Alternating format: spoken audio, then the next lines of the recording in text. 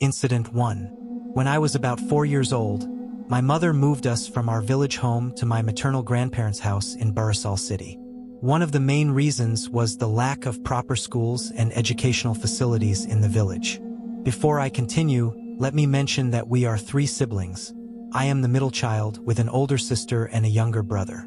A short distance in front of our house, there was a tube well for drinking water.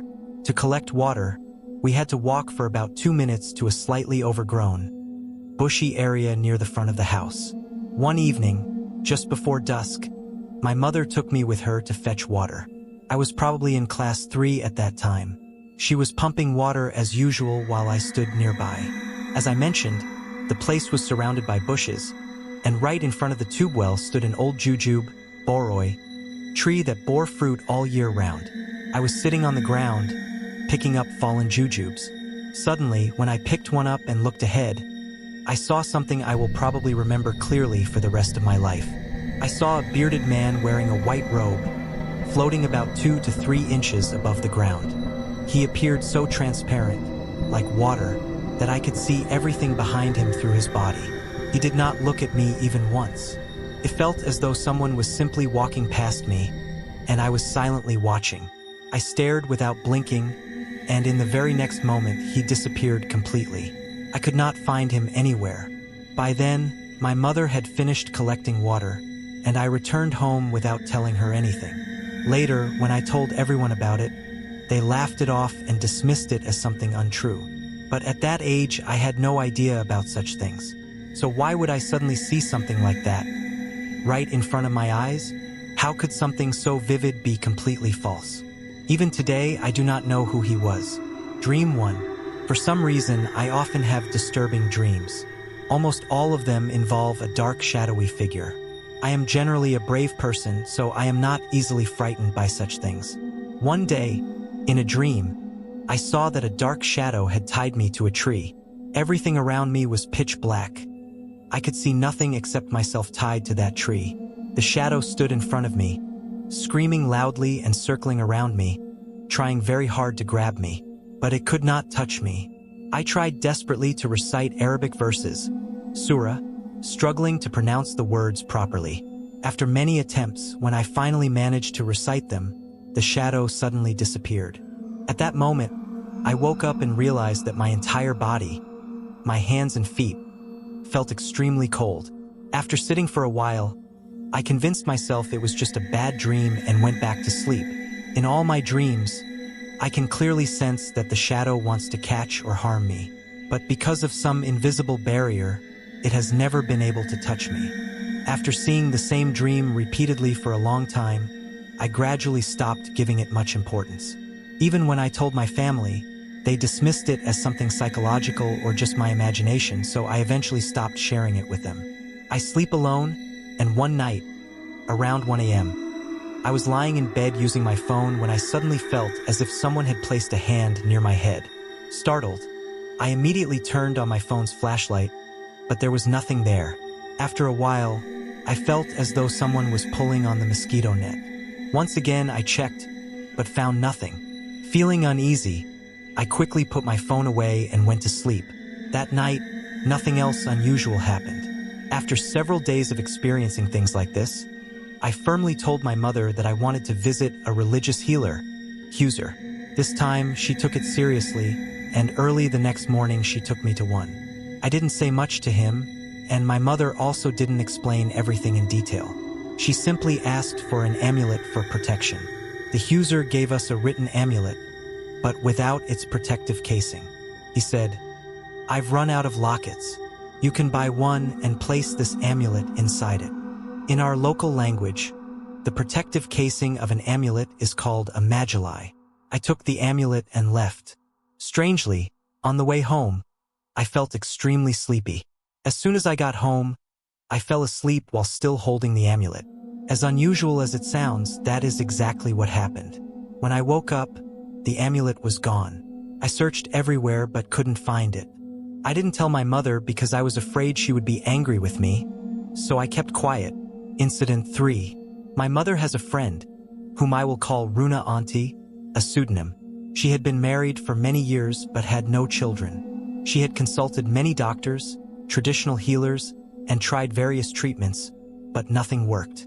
Eventually, they heard about a woman who could help with such issues. She lived somewhere in Swarupkathi, Barisal, a place well known for its guava gardens. We decided to visit the guava gardens and meet that woman at the same time. Before that, I should mention that my aunt also lives in Swarupkathi, and it was she who told us about this woman. After visiting the guava gardens, we went to my aunt's house. Shortly after, the woman arrived. Without saying much, she sat in front of us, murmuring something under her breath. She covered her face partially with her sari and began to sway while whispering continuously. After about 2 or 3 minutes, she asked the patient Runa Auntie to sit in front of her. Once she did, the woman began telling detailed information about her life, which was truly surprising. However, she eventually said that there was no serious problem and advised seeing a good doctor. Then my mother asked me to sit in front of her. When I did, the woman said, "There is something negative around you, tries to catch you and harm you, but it never will. It cannot, because there is something good protecting you." She didn't clearly use the word jinn, but she said something similar, though I didn't fully understand at the time. I didn't take her words seriously and assumed she was just guessing. But later, when I thought about it, I realized she didn't know me at all. How could she say such specific things so accurately? Still, after some time, I stopped thinking about it. Nothing serious seemed to happen anyway. Dream 2. After these events, I continued to see that shadow-like figure in my dreams. Sometimes once a week, sometimes more. Some dreams were terrifying, while others I couldn't even remember clearly. Everything was going on normally until one night, I had a chilling dream. I found myself in an unfamiliar place. It looked like a rural area with trees and paddy fields all around. It was just before evening, when darkness slowly begins to fall. The environment was dim, silent, and completely empty. Suddenly, I heard the sound of a baby crying. Following the sound, I found a 5 or 6 month old baby crying. As I picked the baby up, I noticed a large tree ahead. Under the tree, I saw my mother and my sister sitting in a prayer posture, like the way we sit during Salah. But I couldn't see their faces, only their figures. I said, "The baby is crying so much. Please hold it for a while." As I moved closer and sat between them, I suddenly realized they were not my mother and sister. I immediately tried to get up, but at that moment, the figure resembling my mother grabbed my hair. The other figure, resembling my sister, looked at me and began screaming in a horrifying way. In panic, I started reciting Surah Al-Falaq and Surah An-Nas loudly and clearly, and blew over the baby. Instantly, both figures disappeared. At that moment, I woke up. I was too frightened to move. When I checked the time, it was around 4 a.m. After sitting quietly for a while and calming myself down, I went back to sleep. Since then, I have continued to see similar dreams regularly. However, I have never seen anything like this in real life again, nor have I been physically harmed. But strangely, I have developed dark circles under my eyes, memory problems, sudden sadness, and unexplained crying. These things have been affecting me deeply. I don't know why this is happening. Please keep me in your prayers so that everything becomes normal again. Story 2. The main incident is about a piece of land, approximately 10 to 12 bighas in size, located within the main sub-district town. Inside the land, there are 2 ponds and a small water body/lowland. There are many small and large trees, along with bamboo groves. The banks of the ponds are still covered with bushes, and people hardly go there. For unknown reasons, the owner has left the land unused for many years. Since my childhood, I have seen that one of the ponds is used for cultivating large fish, while the other is used for smaller fish. However, I have never seen anyone actually catching fish from the pond with large fish, even though every year big fish are released into it. Near my house, I used to fish occasionally with a rod. Whenever I tried to fish in the pond with large fish, my father would scold me. But I never really listened. One day in 2016, around noon, I secretly went and cast my fishing line into that pond. After catching one fish, I suddenly noticed that the water in the middle of the pond started swirling like a whirlpool. I became extremely frightened and began running back home. At that moment, I felt as if someone was grabbing my leg and trying to pull me into the water. I was so scared that I couldn't even speak. It is worth mentioning that there is a mosque right next to the pond, as well as our house. While struggling, I suddenly heard a heavy object fall into the pond from the mosque roof. Immediately, the grip on my leg was released, and I managed to run back home. I told everyone at home, but they said it was just my imagination. However, a silent fear spread among them. After that, nothing unusual ever happened to me again. I started to believe that maybe it really was just in my mind. Perhaps my foot had gotten stuck in tree roots. In 2020, during the lockdown, all of us, my brothers, uncles, and father, used to pray together at home and chat afterward. During one such conversation, my uncle mentioned that Aka's Bai's eldest son was planning to build a new house. Hearing this, my father said, "That problem will happen again." This made me very curious. Later, I asked my uncle about it, and combining what he told me with information from Aka's uncle's son, I am sharing the story as follows. In 2002, Aka's Bai decided to build a house on that land, right beside the road. The construction work began, and the foundation was dug. But the next day, it was found filled up again. At first, everyone assumed that someone had done this out of hostility. But when it happened again on the third day, he realized this was not something ordinary. He called several religious healers and spiritual practitioners. At first, they agreed to come, but later refused. Everyone said that no one could solve this problem. 2 months passed like this. Then, a well-known spiritual leader, Pir, from North Bengal, heard about the issue and agreed to visit. On a specific day, he came and asked for a prayer mat and 2 kilograms of badasha, sugar sweets. After sitting on the prayer mat for about 10 minutes, he said that for 2,000 to 3,000 years, many families of jinn had been living in that place, hundreds of thousands of them.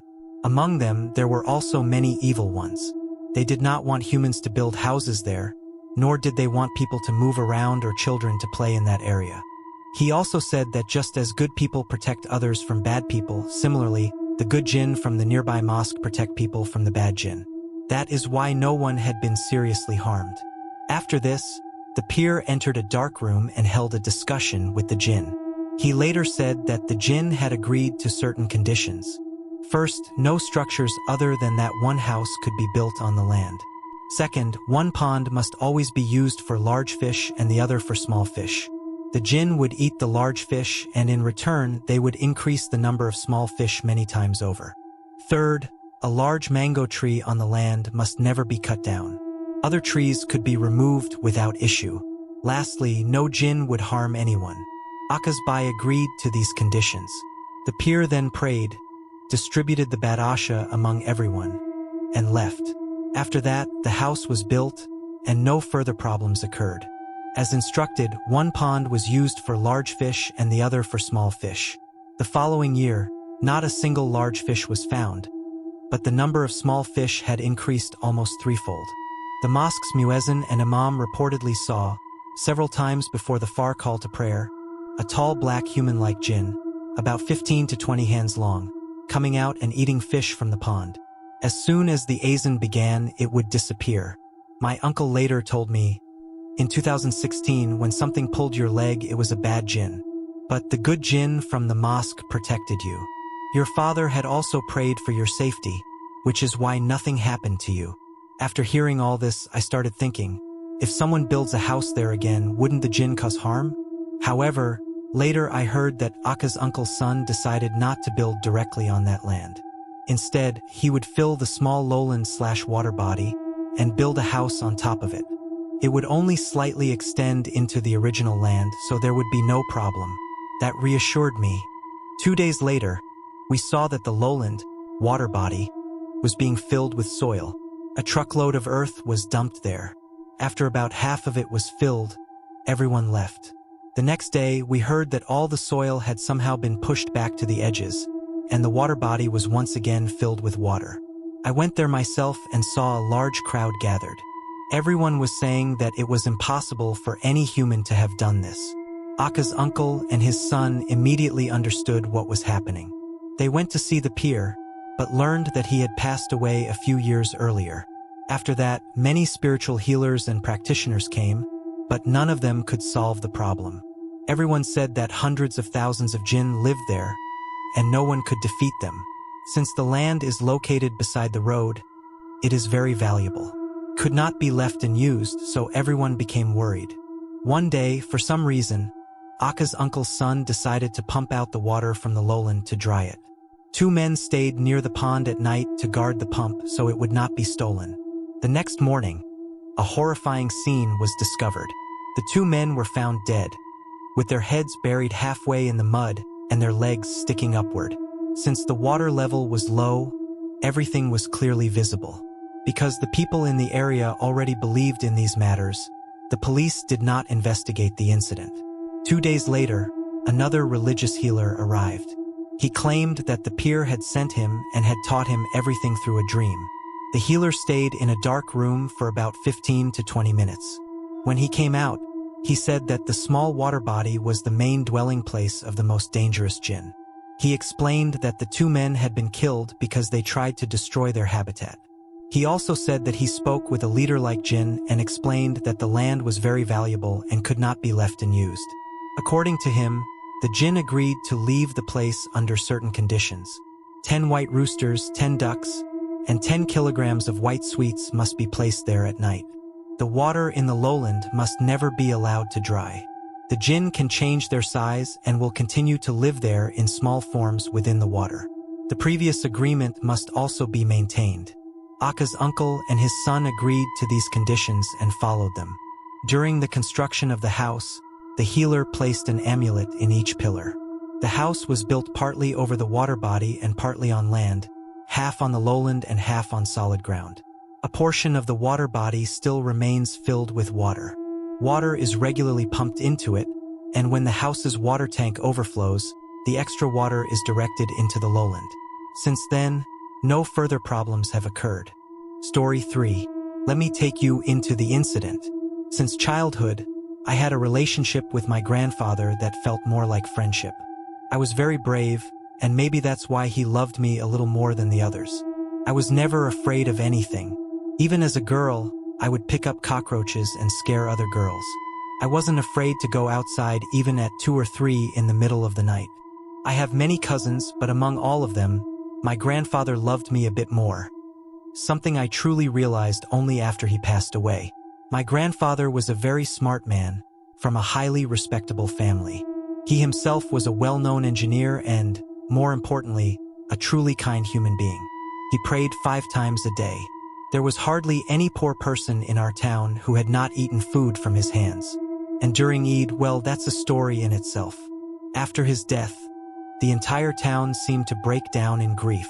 People came to our house in tears. He loved me deeply. When I was younger, I wanted to study engineering because I was good at math, physics, and chemistry. But my grandfather always wanted me to become a doctor. Among all my siblings, I had one of the best results, second only to my elder sister. He wished that, like her, I would also study in medical college. At that time, my elder sister was a final-year student at Khulna Medical College, and I was in Class 8. In 2015, my grandfather passed away. Before he died, he told me something I will never forget.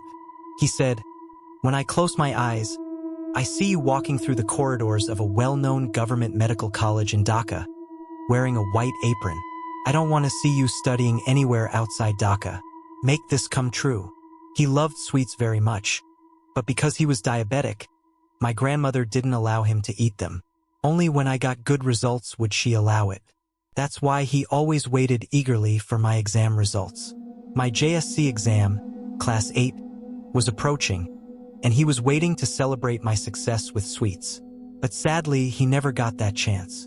Those were the last words he said to me before he passed away. At the time of his death, I wiped the tears from his eyes with my scarf and promised him that I would succeed. I still have that scarf with me. Time passed and the exam results came out. I achieved a talent pool scholarship. Sweets were distributed to everyone. A few days after the results, one night I was going to sleep. I usually sleep late, and that night it was around 2:30 a.m. I had just prepared my bed and lay down when suddenly I noticed a dense, glowing light a little distance from my room. I sat up and looked again, blinking to make sure I wasn't imagining it. Slowly, the light began to take the shape of a human figure. I kept staring in shock as the light gradually transformed into the form of my grandfather. Then it moved toward my mother's room, stopping in front of her mosquito net. I screamed instantly. At that very moment, everything disappeared. My mother and father rushed in, but I couldn't tell them anything. The next night, at almost the same time, I woke up again. But this time, I didn't see him near my mother. He was standing right in front of my own mosquito net. My grandfather. And he said, "Sweets," again. This time, no sound came out of my throat. I don't know how long I sat there, staring at him in silence. But after asking for sweets, my grandfather disappeared. He was wearing a white burial shroud, and a radiant light was glowing from his entire body. The very next day, we went to my grandparents' house. We visited his grave and distributed sweets at the madrasa. After that, for almost 2 years, I didn't experience anything unusual. The story could have ended there, but it didn't. My SSC exams came, and as expected, I passed with a star mark and secured a place in the talent pool again. Once more, sweets were distributed, both at home and at the madrasa beside my grandfather's grave. But a few days later, around 2:30 a.m., I suddenly woke up again and saw a ball of light. I couldn't tell anyone. I knew they wouldn't believe me. Then one day, just like before, my grandfather appeared again and said, "You know I like rasgulla." The very next day, arrangements were made to offer sweets again. When I moved on to intermediate college, I became a bit careless with my studies. One day, instead of studying, I was reading a storybook hidden inside my textbook. Suddenly, I felt a sharp slap on my cheek, but there was no one there. This kept happening. Every time I avoided studying and read storybooks instead, I would feel that same slap. I didn't understand what was happening to me. I kept dismissing it as imagination. Eventually, I passed my intermediate exams successfully. This time, I made no mistakes. One day, I saw my grandfather in a dream. He said, "I may be gone, but don't let others lose their grandfather like this. I never asked much from you." From that day, something inside me changed. Engineering, I forgot about it completely. I dedicated myself fully to studying for medical admission. And today, I stand in the corridor of a government medical college in Dhaka, wearing a white apron, just as he once described. Even after getting admitted, I saw my grandfather a few more times. He never appeared to my other siblings, only to me. He rarely even came into the dreams of his own children. I don't know why. Even now, I sometimes feel his presence. When I get overwhelmed while studying, I suddenly feel a cool breeze around me. Whenever I try to eat sweets, I remember him so deeply that I have almost stopped eating them altogether. I haven't seen him directly again, but maybe I will. I'm still waiting. I fulfilled all your wishes, grandfather, only you weren't there to see it.